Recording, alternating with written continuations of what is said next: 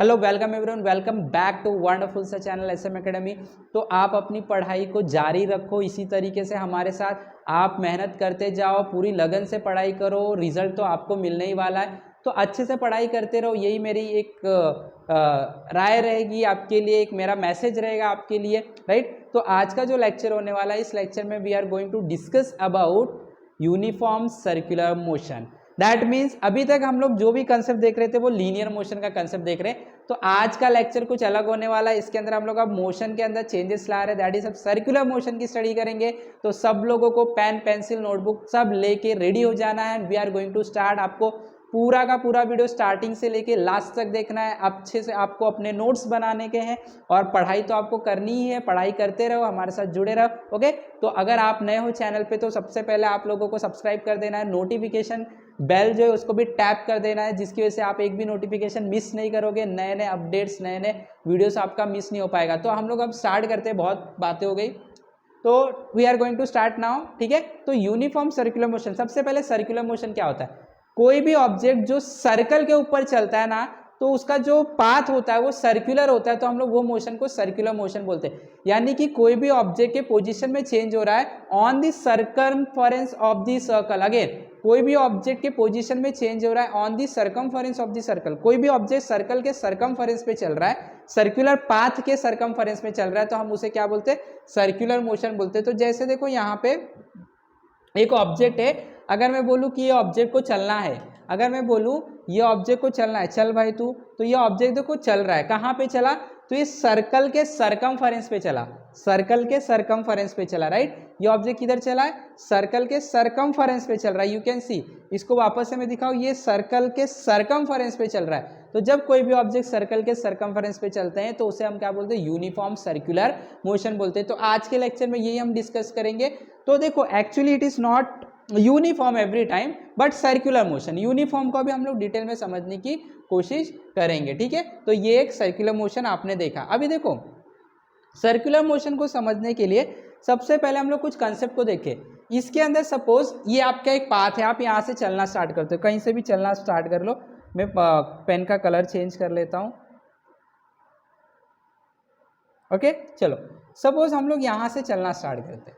तो यहाँ से चल रहे हो, मैंने आपको बताया था वेलोसिटी का डायरेक्शन क्या होता है, जहाँ पे हम जा रहे हैं वही डायरेक्शन होता है, उसको टेंजेंट, यहाँ पे डायरेक्शन है। तो यहाँ पे चलते चलते जब आप यहाँ पे आ गए तो इस पॉइंट पे आपका वेलोसिटी का डायरेक्शन क्या है? ये है। जब चलते चलते आप यहाँ पे आ गए, इधर वेलोसिटी का डायरेक्शन ये है। जब चलते चलते आप यहाँ पे आ गए, वेलोसिटी का डायरेक्शन ये है, यहाँ पे ये है।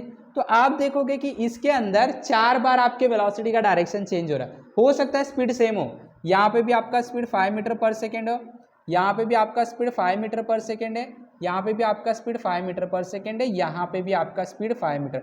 देखो, स्पीड सेम है, इसका मतलब मैग्नीट्यूड सेम है, लेकिन डायरेक्शन तो चेंज है ना हर जगह। इधर डायरेक्शन ये है, इधर डायरेक्शन ये है, इधर डायरेक्शन। तो वेलोसिटी का मैग्नीट्यूड सेम है, वैल्यू सेम है हर जगह, लेकिन डायरेक्शन अलग है। इसका मतलब वेलोसिटी चेंज हो रही है, इसके अंदर वेलोसिटी चेंज हो रहा है सेम। अगर आप ये रास्ते से ट्रेस करते हो तो देखो, यहाँ पे आपका वेलोसिटी का डायरेक्शन यहाँ पे चेंज हुआ, यहाँ पे चेंज हुआ, यहाँ पे 5 बार चेंज हो रहा है। मैग्नीट्यूड सेम भी हो सकता है, अलग भी हो सकता है। मान लेते हैं यहाँ पे मैग्नीट्यूड आपका 5 मीटर पर सेकेंड है, यहाँ पे आपने 6 मीटर पर सेकेंड कर दिया, यहाँ पे आपने 8 मीटर पर सेकेंड कर दिया, यहाँ पे वापस से 5 मीटर कर दिया, यहाँ पे वापस से 2 मीटर कर दिया, यहाँ पे वापस से 5 मीटर।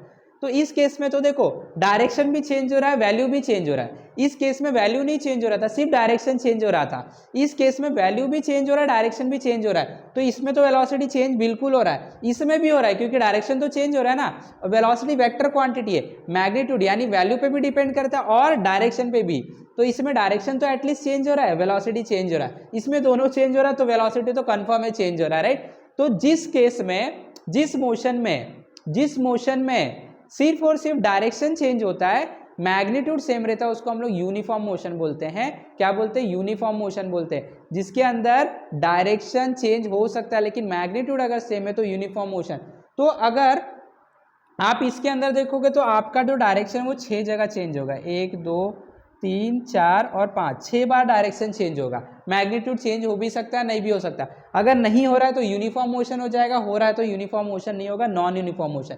तो इसी तरीके से जब सर्कल की बात आती है तो सर्कल में हर एक पॉइंट पे, यहाँ पे देखो 5 बार डायरेक्शन चेंज हो रहा है, यहाँ पे 4 बार हो रहा है, यहाँ पे 6 बार। इसी तरीके से जब हर एक पॉइंट पे आपका डायरेक्शन चेंज होता है और हम लोगों का मोशन जो होता है, जब देखो इसी तरीके से जब आपका डायरेक्शन हर एक पॉइंट पे चेंज होता है, आपका डायरेक्शन हर एक पॉइंट पे चेंज होता है आपके पाथ में, तो वो मोशन जब रिजल्ट देता है तो रिजल्टेंट मोशन हमेशा कैसा होता है, सर्कुलर मोशन होता है। इसको भी समझते हैं, देखो क्या होता है, सर्कुलर मोशन होता है।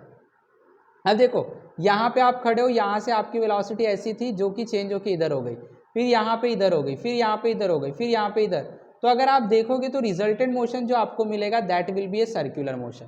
तो सर्कुलर मोशन में वेलोसिटी का डायरेक्शन हर एक पॉइंट पे चेंज होता है, हर एक पॉइंट पे क्या होता है, चेंज होता है, सेंटर की तरफ बेंड होते जाता है, सेंटर की तरफ बेंड होते जाता है, राइट। तो यूनिफॉर्म सर्कुलर मोशन वो सर्कुलर मोशन होता है जिसके अंदर डायरेक्शन चेंज होता है, वेलोसिटी चेंज हो सकता है बट मैग्नीट्यूड चेंज नहीं होता है, वैल्यू नहीं चेंज होगा।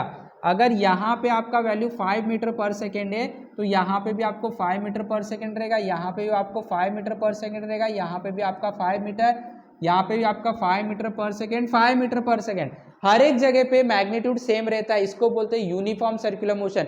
अगर किसी सर्कुलर मोशन में हर एक पॉइंट पे मैग्नीट्यूड सेम है, वैल्यू सेम है, डायरेक्शन चेंज होगा, सर्कुलर मोशन बिना डायरेक्शन के चेंज के बनेगा ही नहीं। हम लोग लिख सकते हैं the motion of a particle, the motion of a particle along the circumference of a circle, along the circumference of a circle is called as circular motion। इसको सिर्फ सर्कुलर मोशन बोलते हैं। क्या लिखा हमने, कोई भी पार्टिकल का मोशन जो सर्कल के सरकमफेरेंस पे होगा वो क्या होगा, circular motion. Second uniform circular motion, तो यहाँ पे हो जाएगा the motion of a particle, the motion of a particle कहाँ पे, along the circumference of the circle, along the circumference of a circle with constant speed not velocity. याद रखना velocity कभी कांस्टेंट नहीं होता है, मैग्नीट्यूड कांस्टेंट रहना चाहिए, यानी स्पीड कांस्टेंट रहना चाहिए। तो the motion of a particle along the circumference of a circle with constant speed is called as uniform circular motion, is called as uniform circular motion. क्या बोलते हैं उसे हम, यूनिफॉर्म सर्कुलर मोशन बोलते हैं। क्या बोलते हैं हम उसे, यूनिफॉर्म सर्कुलर मोशन। तो आई होप कि सब लोग को अच्छे से समझ में आ रहा है। तो ये चीज़ याद रखना है, यूनिफॉर्म में स्पीड चेंज नहीं होगा, डायरेक्शन तो सर्कुलर मोशन में चेंज होता ही है। मतलब सर्कुलर मोशन में वेलोसिटी कांस्टेंट नहीं होता है। क्या कांस्टेंट हो सकता है, स्पीड। अगर स्पीड कांस्टेंट है यानी मैग्नीट्यूड कांस्टेंट है, वैल्यू कांस्टेंट है तो हम बोलेंगे यूनिफॉर्म है, अगर नहीं है तो ये नॉन यूनिफॉर्म हो जाएगा। ठीक है, वेलोसिटी से यूनिफॉर्म और नॉन यूनिफॉर्म नहीं पता चलेगा, स्पीड से पता चलेगा। स्पीड सेम है तो यूनिफॉर्म सर्कुलर मोशन होगा, स्पीड सेम नहीं है तो नॉन यूनिफॉर्म सर्कुलर मोशन होगा। ठीक है, अब हम लोग वेलोसिटी के डायरेक्शन की अगर बात करेंगे तो देखो यहाँ पे हमेशा टेंजेंट होता है, determining the direction of velocity in uniform circular motion. तो जब भी आपके पास यूनिफॉर्म सर्कुलर मोशन होता है तो आपको पता है यूनिफॉर्म सर्कुलर मोशन में डायरेक्शन जो है, डायरेक्शन सेम नहीं होता। स्पीड, यस स्पीड सेम होता है, स्पीड सेम होता है, डायरेक्शन सेम नहीं होता है। तो देखो डायरेक्शन क्या होता है, अगर बॉल यहाँ पे तो इसका डायरेक्शन टेंजेंशियल होगा, यहाँ पे तो टेंजेंशियल होगा, यहाँ पे टेंजेंशियल है तो यहाँ पे भी टेंजेंशियल। तो ऑब्जेक्ट का डायरेक्शन जो होता है वही वेलोसिटी का डायरेक्शन। ऑब्जेक्ट उस पॉइंट पे कहाँ पे जाना चाहता है उसी को हम लोग वेलोसिटी का डायरेक्शन बोलते हैं। तो यहाँ पे वेलोसिटी का डायरेक्शन ये है, यहाँ पे ये है, यहाँ पे ये, यहाँ पे ये। तो सर्कुलर मोशन होगा तो वेलोसिटी, देखो अगर ये बॉल यहाँ पे पहुँचता है तो वेलोसिटी का डायरेक्शन ये हो जाता है, अगर ये बॉल यहाँ पे पहुँचता है तो वेलोसिटी का डायरेक्शन ये हो जाता है। मतलब वेलोसिटी का डायरेक्शन सर्कुलर मोशन में चेंज होगा ही, मतलब वेलोसिटी चेंज हो जाएगा क्योंकि डायरेक्शन पे डिपेंड करता है, तो वेलोसिटी चेंज हो रहा है। स्पीड नहीं होगा ये गारंटी नहीं है, हो भी सकता है नहीं भी। अगर यूनिफॉर्म है, देखो यूनिफॉर्म है तो नहीं होगा। यहाँ पे अगर स्पीड 5 मीटर पर सेकेंड है तो यहाँ पे भी स्पीड इसका 5 मीटर पर सेकेंड होगा, यहाँ पे भी स्पीड 5 मीटर पर सेकेंड होगा, यहाँ पे भी speed 5 meter, each end every point speed क्या होगा, सेम होगा। इसको ही बोलते हैं यूनिफॉर्म सर्कुलर मोशन। तो डायरेक्शन के बारे में क्या समझ में आया, direction of the velocity is always tangent to that point. हर एक पॉइंट पे अलग अलग होता है सर्कुलर मोशन में। इसके लिए अगर मेरे को पूछा गया यहाँ पे क्या वेलोसिटी का डायरेक्शन है, तो इसी पॉइंट को एक टेंजेंट बनाओ, ये वेलोसिटी का डायरेक्शन। तो direction of velocity is tangent at that point, very important word, at that point. उस पॉइंट पे वेलोसिटी का डायरेक्शन क्या होगा, उस पॉइंट को टेंजेंट बनाना है, that is called as velocity का डायरेक्शन। तो आई होप कि सब लोग को बहुत अच्छे से समझ में आ गया। अब एक क्वेश्चन हम लोग सॉल्व करने की कोशिश करेंगे, ठीक है। देखो क्या दिया गया, an aeroplane taxies on a runway, एक एरोप्लेन है वो रनवे पे चल रहा है with an acceleration of 3.2 metre per second square. तो हम लोग को बोला कि एक railway sorry not railway, aeroplane है वो रनवे पे चल रहा है, ठीक है, उसमें एक्सेलरेशन आ रहा है, मतलब स्पीड बदलती जा रही है, 3.2 मीटर पर सेकेंड स्क्वायर का एक्सेलरेशन आ रहा है। यहाँ पे हम लोग लिख लेते हैं एक्सेलरेशन की वैल्यू दी गई है 3.2 मीटर पर सेकेंड स्क्वायर। ये टेक्स्ट बुक का ही क्वेश्चन लिया मैंने, solve question, okay. Before taking of how much distance would it have covered on the runway, हमें बोल रहा है कि ये रनवे में कितना डिस्टेंस कवर किया होगा अगर ये 30 सेकेंड तक रनवे पे चला था। तो हम लोगों को टाइम भी दिया 30 सेकेंड में ये कितना दूर जा चुका होगा, ठीक है। तो आपको फाइंड क्या करना है, आपको फाइंड करना है डिस्प्लेसमेंट। क्या फाइंड करना है, डिस्प्लेसमेंट, यानी कितना डिस्टेंस तय हुआ है। तो आपको मैंने 3 काइनेमेटिकल इक्वेशन दिया है, क्या दिया है, 3 काइनेमेटिकल इक्वेशन, ठीक है। चलो देखते हैं क्या क्या है। तो एक तो है हमारा v is equal to u plus a t, दूसरा है s is equal to u t plus half a t square, और जो तीसरा है वो है v square is equal to u square plus 2as। अब कौन सा यूज़ करेंगे फॉर्मूला, इसमें से यूज़ करना है। तो हम देखेंगे हमें फाइंड क्या करना है, हमारे पास दिया क्या क्या चीज़ें। देखो हमारे पास s दिया गया डिस्प्लेसमेंट, t भी दिया गया है, सॉरी डिस्प्लेसमेंट नहीं दिया गया बट ये फाइंड करना है, t दिया गया, a दिया गया। तो हम देखेंगे t दिया गया, a दिया गया, डिस्प्लेसमेंट तो इसमें है ही नहीं, तो ये इक्वेशन ही नहीं यूज़ कर पाएंगे। ये दोनों में फाइनल वेलोसिटी भी हमारे पास नहीं है, जा रहा है एरोप्लेन जा रहा है, उसका स्पीड लास्ट में कितना होगा ये हमारे पास नहीं है, तो हम लोग ये भी नहीं यूज़ कर पाएंगे, ये यूज़ करना पड़ेगा। यहाँ पे हम लिखेंगे फॉर्मूला, फॉर्मूला हम यूज़ करेंगे s is equal to u t plus half a t square, ठीक है। इसको मैं इरेज कर देता हूँ यहाँ पे, तो ये फॉर्मूला से काम नहीं बनेगा, ओके। जो हमारे पास गिवन क्वांटिटी होती है, जो फाइंड करना है उसको देख के पता चलता है, ठीक है। चलो सॉल्व कर लेते हैं सॉल्यूशन।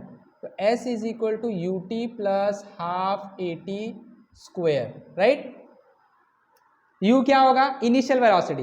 तो जो एरोप्लेन है वो स्टार्ट कर रहा है चलना, मतलब u की वैल्यू 0 होगी। यहाँ पे आप लिख सकते हो एरोप्लेन स्टार्ट कर रहा है तो u की वैल्यू 0 होगी। तो s is equal to 0 into t कितना है 30 सेकेंड प्लस हाफ a की वैल्यू कितना आ गया है 3.2 मीटर पर सेकेंड स्क्वायर, और टाइम का वैल्यू क्या है 30 सेकेंड, तो 30 का स्क्वायर कर लेते, ठीक है। तो s is equal to 0 into 30 0, half into 3.2 into 30 का स्क्वायर 900, ठीक है। तो s is equal to 3.2 into 900 का हाफ करेंगे तो 450 आ जाएगा।